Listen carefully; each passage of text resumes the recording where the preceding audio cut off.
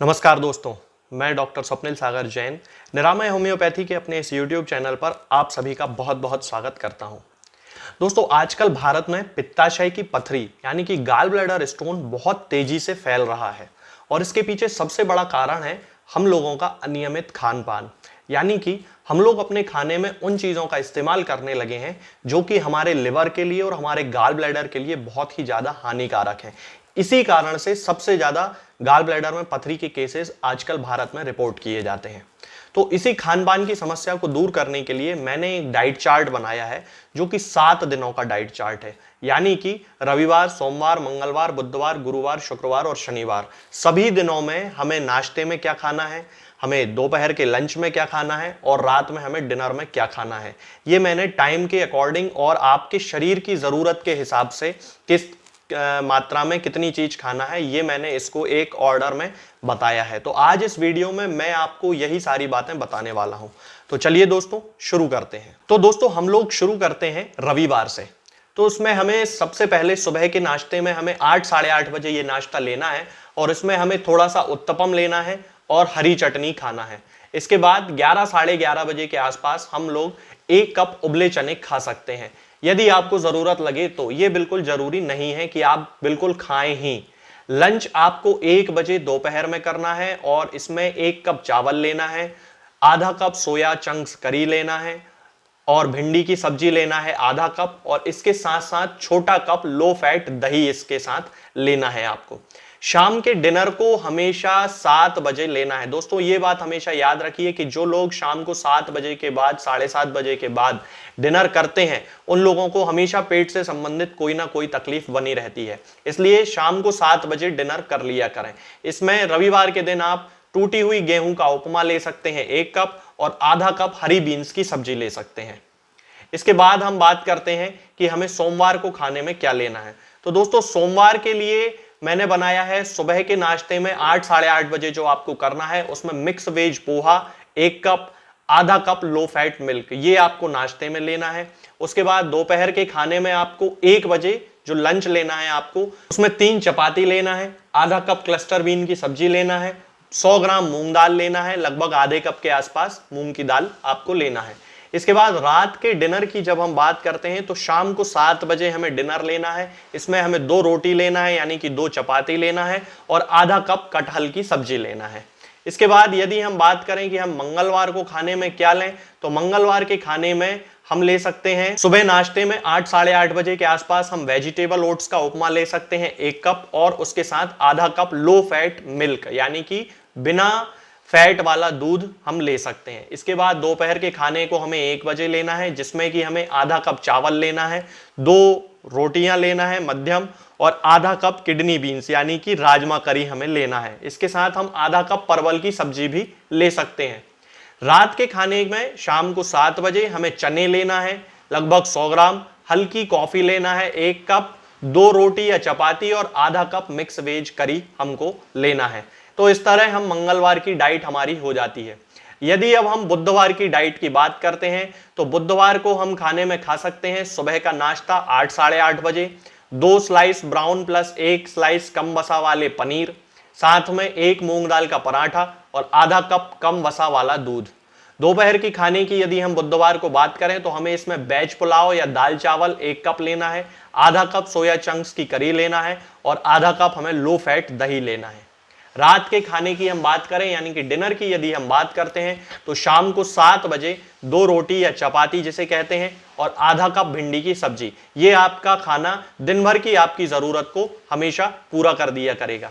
इसके बाद यदि हम गुरुवार की बात करते हैं दोस्तों तो सुबह नाश्ते में हमें 8 साढ़े 8 बजे 4 इडली, आधा कप सांभर और 1 टेबल स्पून फुल चटनी यानी 1 बड़ा चम्मच चटनी हमें लेना है। टमाटर की चटनी या ग्रीन चटनी हम कुछ भी ले सकते हैं।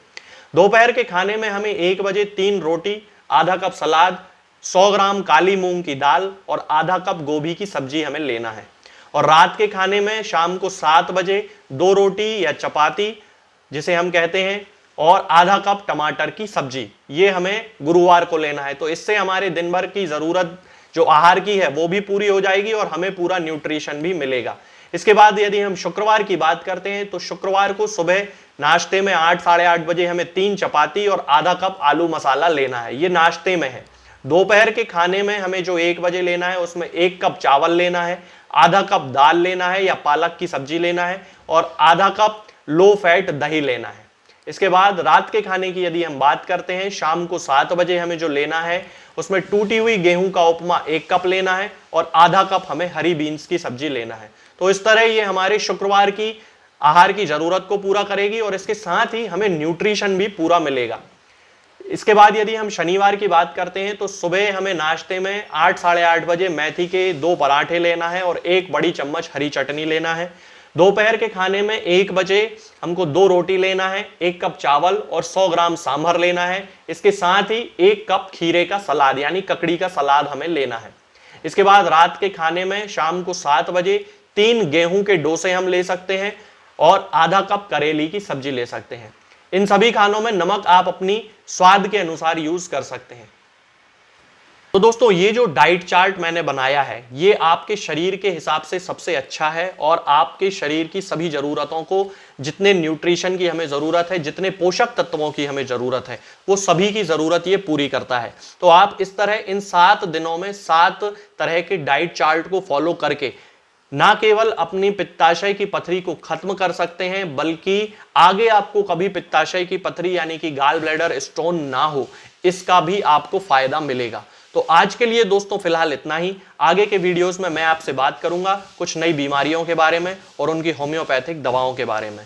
तब तक के लिए जय हिंद, जय भारत। दोस्तों होम्योपैथिक दवाओं को खाने का सबसे अच्छा तरीका होता है कि हम हमेशा खाली पेट इन दवाओं को खाएं। जिन दवाओं को दिन में केवल 1 बार खाना है उन्हें सुबह खाली पेट खा लेना चाहिए, मुंह में अच्छे से कुल्ला करके, गार्गल्स करके मुंह को साफ कर लेना चाहिए और उसके बाद हमें होम्योपैथिक दवाई खा लेना चाहिए। जिन दवाओं को दिन में 2 बार या 3 बार या 4 बार खाना होता है उन दवाओं को खाली पेट खाने का मतलब होता है कि हम उन दवाओं को खाने के लगभग आधे घंटे पहले या फिर 2 से ढाई घंटे बाद ही खाएं और उस स्थिति में भी हमारे मुंह में किसी भी वस्तु का, किसी भी चीज का स्वाद नहीं होना चाहिए, ना ही हमारे मुंह में किसी भी चीज की गंध होना चाहिए, जिससे कि ये होम्योपैथिक दवाएं हमारे शरीर पर बहुत अच्छे तरीके से काम कर सकती हैं। तो हमें हमेशा ये ध्यान रखना है कि जब भी हम होम्योपैथिक दवा खाएं हमेशा खाली पेट खाएं और हमारे मुंह में किसी भी चीज का स्वाद या किसी भी चीज की स्मेल ना हो। अब बहुत सारे लोग ये सोचते हैं कि हम कच्चा प्याज खा सकते हैं या अदरक खा सकते हैं या हींग खा सकते हैं या इलायची खा सकते हैं या नहीं। बिल्कुल आप इन चीजों का इस्तेमाल कर सकते हैं। होम्योपैथिक दवाओं को खाते समय आप इन सभी चीजों को बड़ी आसानी से खा सकते हैं। बस याद ये रखना है कि जब भी आप होम्योपैथिक दवा खाएं इनमें से किसी भी वस्तु का, किसी भी चीज का स्वाद आपके मुंह में ना हो। यानी कि जब भी आप इन्हें खाएं तो इनके खाने से या तो आधे घंटे पहले होम्योपैथिक दवा खा लें या फिर इन्हें खाने के 2-2.5 घंटे बाद, जब कि आपने मुंह में अच्छे से कुल्ला कर लिया हो, अच्छे से गार्गल्स कर लिए हो, तब इन होम्योपैथिक दवाओं को खाएं। तो आपको हमेशा होम्योपैथी के सबसे अच्छे रिजल्ट देखने को मिलेंगे। लोग गलती यही कर देते हैं कि वो प्याज खाना छोड़ देते हैं, कच्चा प्याज, लहसुन, अदरक, हींग सब खाना छोड़ देते हैं, लेकिन फिर भी उनको मुंह में सफाई ना होने के कारण होम्योपैथिक दवाओं का अच्छा रिजल्ट देखने को नहीं मिलता है। ये होम्योपैथिक दवाएं आपको किसी भी ऑनलाइन फार्मेसी पर या आपके घर के नजदीक किसी भी होम्योपैथिक मेडिकल स्टोर पर बड़ी ही आसानी से उपलब्ध हो जाएंगी। ये दवाएं हर होम्योपैथिक फार्मेसी पे उपलब्ध होती हैं,